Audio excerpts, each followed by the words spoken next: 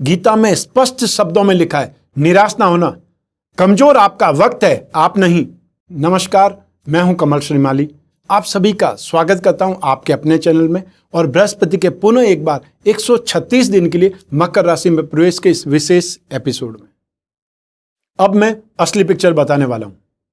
एक बार ट्रेलर आप 29 मार्च से लगा करके 30 जून तक देख चुके हैं, यानी कि बृहस्पति फिर से एक बार अपनी नीच राशि में प्रवेश कर शनि से युति बनाएंगे, एक बार फिर से राहु की दृष्टि में आ जाएंगे।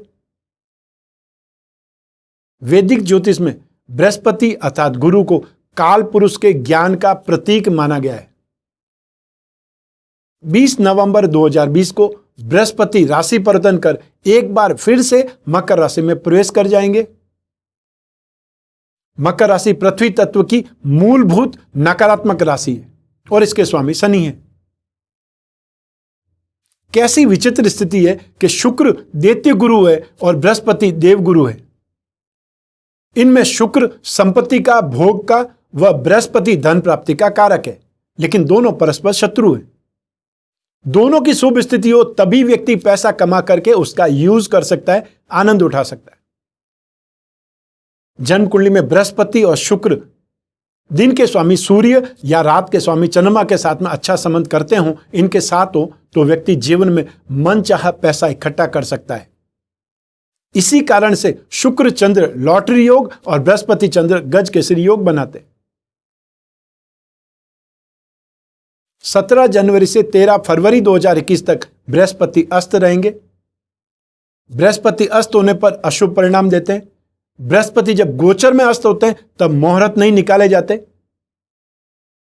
जन्म कुंडली में बृहस्पति अस्त होने से शरीर में फैट या चर्बी संबंधी प्रॉब्लम्स आती है, विकृतियां आती है और आमतौर से पेट और लीवर इफेक्टेड होते हैं। अस्त बृहस्पति तो विवाह में भी शुभ नहीं माने जाते। कन्याओं की कुंडली में बृहस्पति को विवाह का कारक माना जाता है और इनका अस्त होना अच्छा नहीं माना जाता। मंगल और बृहस्पति का जन्म कुंडली में परस्पर संबंध भी शुभ नहीं माना जाता। बृहस्पति देव की संतान प्राप्ति, संतान सुख, विद्या प्राप्ति, राजनीतिक वर्चस्व में महत्वपूर्ण भूमिका है। मेष, कर्क, सिंह, वृश्चिक और मीन लग्न वाले लोगों के लिए बृहस्पति विशेष योग कारक होता है। अब मैं आपको बताता हूं इससे पहले बृहस्पति और शनि की युति कब हुई थी। 1961 में बृहस्पति और शनि दोनों धनु राशि में थे और राहु सिंह राशि में बैठ करके अपनी 5वीं दृष्टि से बृहस्पति और शनि पर दृष्टिपात कर रहे थे। वैदिक ज्योतिष में बृहस्पति को एक शुभ ग्रह माना जाता है, वहीं शनि को न्याय का कारक लेकिन एक क्रूर ग्रह माना गया। ऐसे ही इन दोनों की युति को लेकर के कई तरह की संभावनाएं बनती है। इन दिनों दोनों की युति को एक बार फिर से कोरोना वायरस की सेकेंड वेव से भी जोड़कर देखा जा सकता है। बृहस्पति और शनि दोनों को ज्योतिष में विशाल ग्रह माना गया है। मकर राशि में बृहस्पति और शनि की युति अपने आप में एक महासंयोग का निर्माण करती है। बृहस्पति का संबंध राहु केतु के साथ में होने से यह संबंध शुभ नहीं होता, क्योंकि बृहस्पति एक सात्विक, शुद्ध और देवीय शक्ति से संपन्न ग्रह है। तो राहु केतु तामसिक प्रवृत्ति के राक्षसी ग्रह हैं। जब बृहस्पति की युति या दृष्टि संबंध राहु या केतु से बनता है तब चांडाल योग का निर्माण होता है। इसी तरह चांडाल योग पर शनि मंगल जैसे पापी और क्रूर ग्रहों का प्रभाव इस योग को ज्यादा दूषित कर देता है, जिस कारण बुरे प्रभावों में वृद्धि हो जाती है। 20 नवंबर 2020 को बृहस्पति एक बार फिर से उत्तराषाढ़ा नक्षत्र के द्वितीय चरण में प्रवेश करेंगे, अर्थात मकर राशि में आ जाएंगे। उत्तराषाढ़ा नक्षत्र का स्वामी सूर्य है, इस नक्षत्र के द्वितीय चरण का स्वामी शनि है। 17 जनवरी 2021 को बृहस्पति देव अस्त हो जाएंगे। बृहस्पति गोचर में अस्त होते हैं तब अशुभ परिणाम देते हैं। अस्त बृहस्पति के समय तो मुहूर्त भी नहीं निकाले जाते। 13 फरवरी 2021 को बृहस्पति देव फिर से उदय हो जाएंगे और 6 अप्रैल 2021 तक बृहस्पति देव इस राशि में ही, मकर राशि में ही सभी राशियों पर प्रभाव डालते रहेंगे। आइए इस राशिफल के माध्यम से डालते हैं उन प्रभावों पर एक नजर। आइए अब बात करते हैं आप धनु राशि वाले लोगों को आपकी राशि से सेकंड हाउस में अर्थात धन और संपत्ति भाव में बृहस्पति का प्रवेश कैसा रहेगा। और बृहस्पति की जहां जहां पर दृष्टियां हैं, क्योंकि बृहस्पति की दृष्टि में ही अमृत है, ऐसी स्थिति में जिस जिस भाव पर बृहस्पति की दृष्टि होगी वहां का फल आपको क्या मिलेगा, क्योंकि बृहस्पति को दो विशेष दृष्टियां मिली हुई है। एक जहां पर बृहस्पति है वहां से 5वें भाव को, और दूसरी जहां पर है वहां से 9वें भाव को विशेष दृष्टि से देखने की। और राशि से 7वें भाव में हर कोई ग्रह देखता ही है। ऐसी स्थिति में बृहस्पति जिस भाव में स्थित है और जिस भावों को दृष्टि देगा उनका आपकी राशि पर क्या इंपैक्ट पड़ने वाला है, यही मैं आपको बता रहा हूं इस एपिसोड में। आपकी धनु राशि से सेकंड भाव अर्थात धन और संपत्ति भाव में बृहस्पति का प्रवेश बहुत ज्यादा शुभ रहेगा।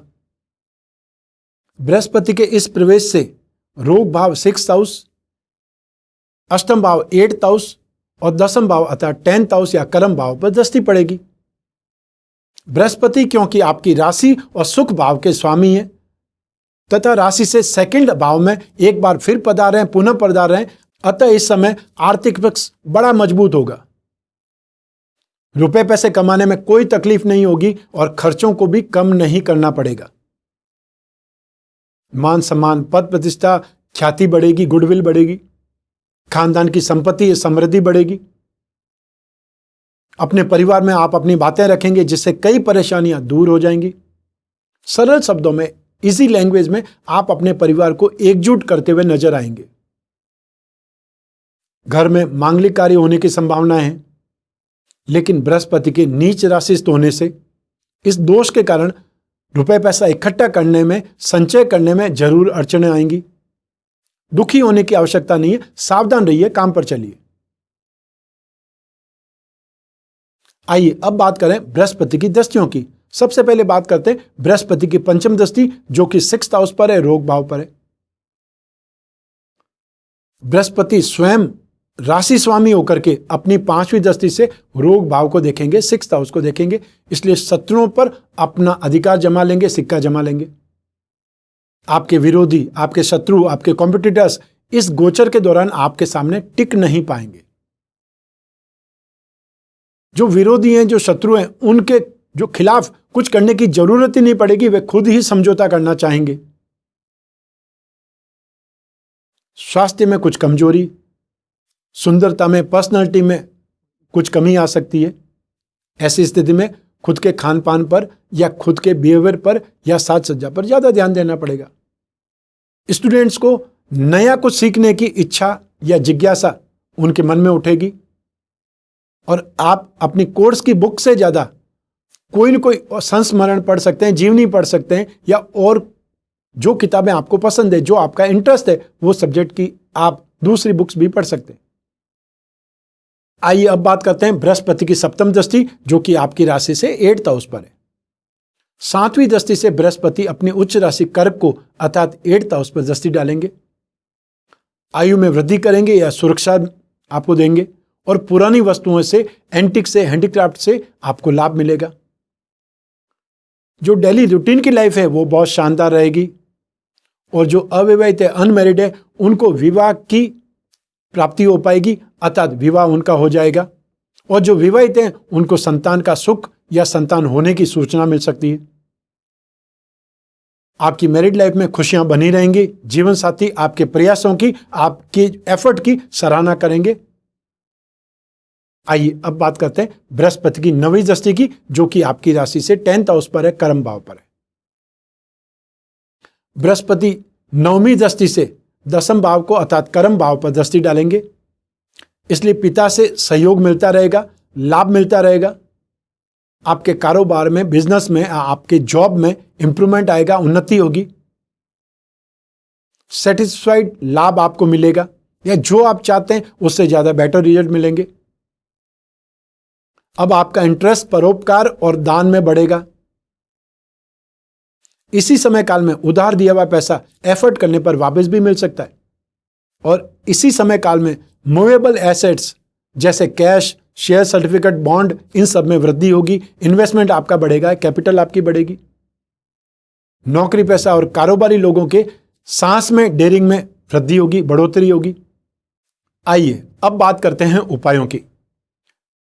अगर आप बृहस्पति के दुष्प्रभाव से पीड़ित हैं तो अब मैं जो आपको उपाय बताने जा रहा हूं वो आपको जरूर करने चाहिए यदि आप बृहस्पति के दुष्प्रभावों से राहत चाहते हैं। तो ये आसान उपाय जो कि आप आसानी से घर बैठे कर सकते हैं। बहुत से उपाय हैं जो आपको मंत्र जाप करने होंगे या दान देना होगा, वो सब आराम से जान लीजिए, नोट कर लीजिए, ताकि आप 136 दिन तक ये उपाय कर सकें। सबसे पहले आपको 10 अवतार विष्णु कवच धारण करना चाहिए अथवा लक्ष्मी नारायण कवच धारण कर सकते हैं। यह बृहस्पति से संबंधित ही कवच है। बृहस्पति ग्रह के यंत्र की अंगूठी बना करके धारण कर सकते हैं कोई भी अंगुली में, या जो पेंडल पहनना चाहते हैं वो बृहस्पति ग्रह के यंत्र के साथ में पुखराज या गोल्डन टोपाज, जिसको सुनहला बोला जाता है, वो जड़वा करके धारण कर सकते हैं। एक होता है प्रीसियस स्टोन और एक होता है सेमी प्रीसियस, एक होता है रत्न, एक होता है उपरत्न। जो आपकी पॉकेट अलाउ करती है, जो आपका सामर्थ्य है, उस ढंग से आप पहन सकते हैं। बृहस्पति ग्रह का पिरामिड या नवग्रह पिरामिड अपने शयन कक्ष में रखें, जहां पर आप सोते हैं साइड टेबल पर रखना है।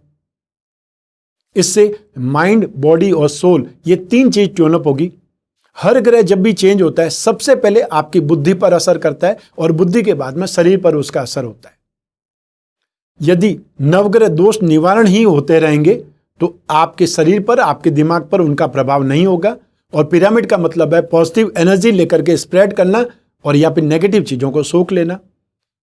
तो ये पिरामिड आपको हर ग्रह के जो भी दूषित प्रभाव होंगे उनसे रक्षा भी करेगा और साथ साथ जो नेगेटिविटी है उसको सोख भी लेगा।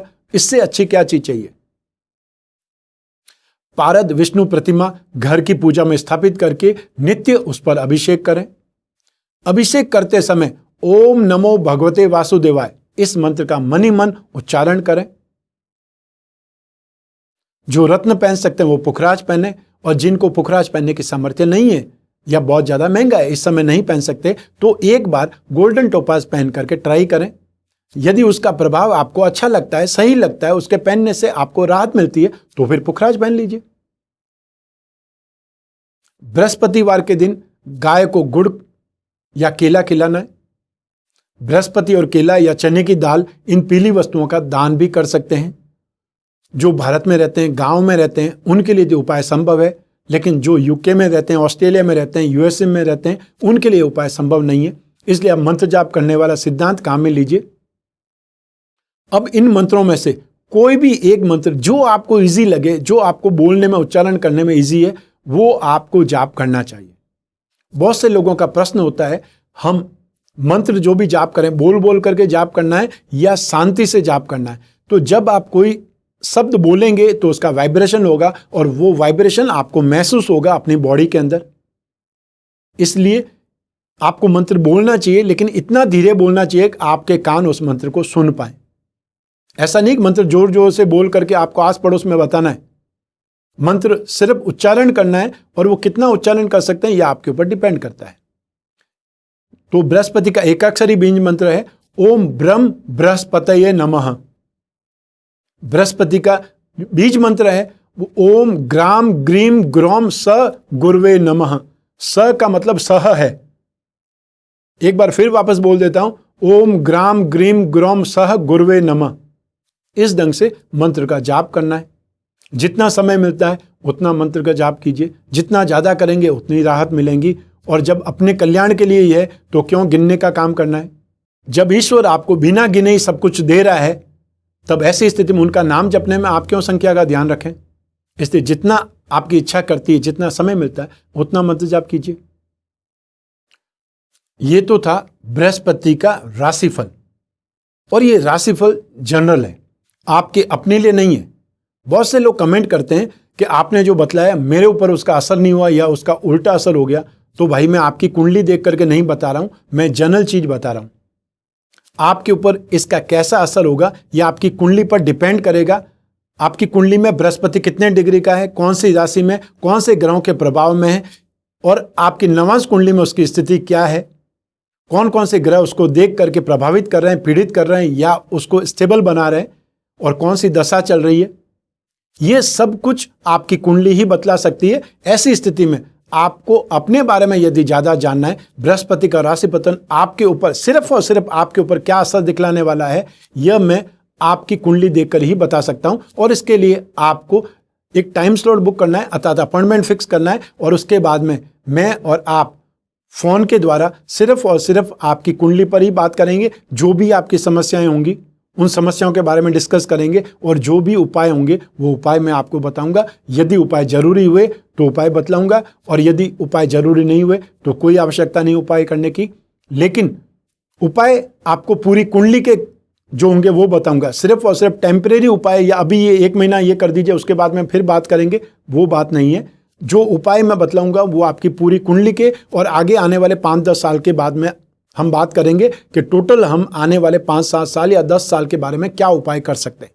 तो ऐसी स्थिति में आप भी अपनी कुंडली के बारे में विश्लेषण करा सकते हैं, जान सकते हैं। क्योंकि जो व्यक्ति बड़ा काम करना चाहता है, आने वाले समय में झांकना चाहता है, अपने कैरियर का ग्रोथ चाहता है, जिसके पास नौकरी नहीं वो नौकरी चाहेगा, जिसका बिजनेस सही नहीं चल रहा है वो बिजनेस के बारे में बात करेगा। तो जो भी आपका कैरियर है उसके बारे में बात कर सकते हैं, क्योंकि बृहस्पति हमारी लाइफ को सबसे ज्यादा कंट्रोल करते हैं। बृहस्पति गृहस्थ सुख, संतान सुख, मेंटल स्ट्रेंथ, फाइनेंस, धन और संपत्ति, और साथ ही साथ भाग्य, इन सब के बारे में जाना जा सकता है सिर्फ एक बृहस्पति के माध्यम से। तो बृहस्पति जो राशि परिवर्तन कर रहे हैं, नीच राशि में जा रहे हैं, उसका बहुत सी राशियों पर नेगेटिव इंपैक्ट भी पड़ेगा, तो कुछ राशियों पर पॉजिटिव इंपैक्ट भी पड़ेगा। ऐसी स्थिति में आप अपनी कुंडली के द्वारा जान सकते हैं अपना आने वाला कल। आज इस एपिसोड में बस इतना ही। स्वस्थ रहें, प्रसन्न रहें, अपना अपने परिवार का बहुत बहुत ख्याल रखें। आप सभी को मेरा नमस्कार, बहुत बहुत शुभकामनाएं। ईश्वर आपकी रक्षा करे, बृहस्पति देव आपकी रक्षा करे। बहुत बहुत धन्यवाद।